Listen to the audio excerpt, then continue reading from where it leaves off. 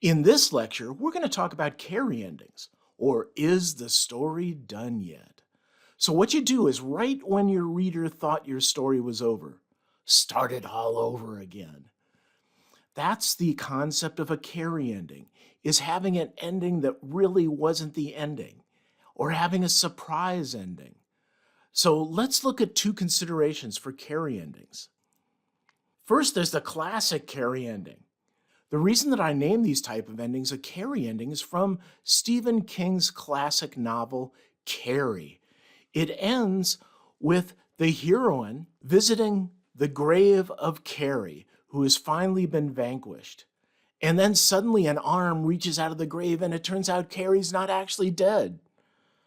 That's what you want to do, is at the end of the story, right when the reader thinks that all the tension, they're sighing, they're relieved, all the tension is relieved, they've come to a satisfactory ending, suddenly have something happen to start it all over again. What about this for a possibility? Let's say the bad guy has finally been vanquished. They're dead and you're at the funeral, only to have the bad guy's rich brother show up looking for money. There you go. You thought the story was over and now it starts all over again. Notice that Carrie endings are also a great way to keep the reader reading to the next book in the series.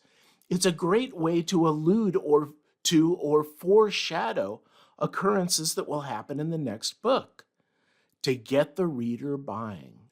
And with that said, we're going to conclude this course with a summary of all the topics and techniques addressed.